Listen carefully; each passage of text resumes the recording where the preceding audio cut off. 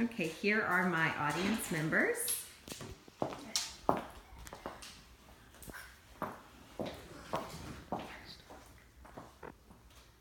April Perez. So what if I told you that our American school-aged children were going to attend school on a 12-month year-round calendar versus a 9-month calendar? Some of you parents may be thinking, awesome, not going to have kids at home all summer eating me out of house and home for several months.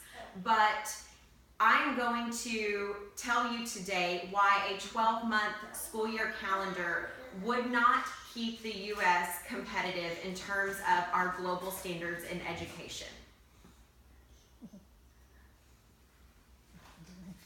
Today I will first tell you about a comparative analysis between a 9-month and 12-month calendar in the U.S. and what that looks like.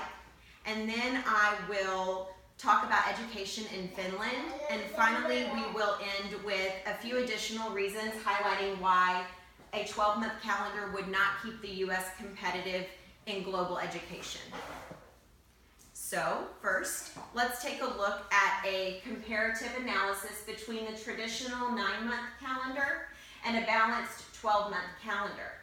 You can see here that there are the same breaks, but these breaks come at different times and in different lengths.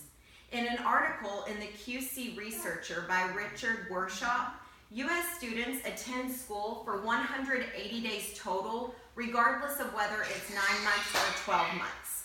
Also, the schedules could vary by district and school. And so for families with multiple school-aged children, this could become a scheduling issue. Now let's move on to Finland. Education in Finland is significantly different than education in the U.S., but one thing to note is that education in Finland ranks at the top of the academic performance. And what's interesting is that that has nothing to do with a 9-month or 12-month academic calendar. What it does have to do with is the fact that Finland has lighter homework loads.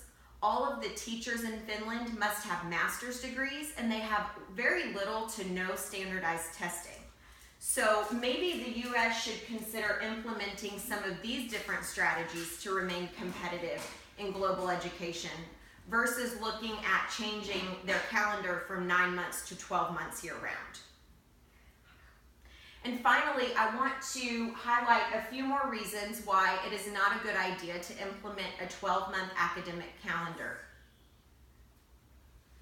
As Laura Kelsey said in her article in the Scholastic Scope, summer vacation in the U.S. is a tradition.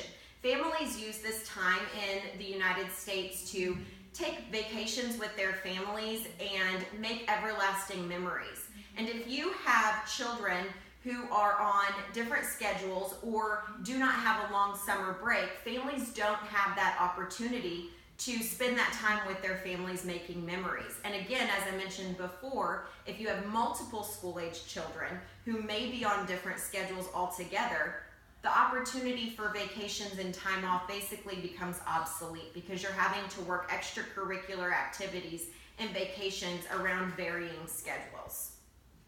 Also, children and teachers need a break in the summer to recharge their batteries. They need time to decompress and get ready emotionally and mentally for the upcoming school year.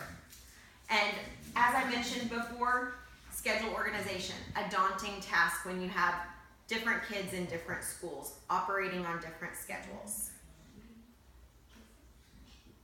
So as we've seen today, I illustrated to you a comparison between a traditional and a balanced calendar and reiterated that regardless of the calendar, U.S. students still attend school for 180 days per year.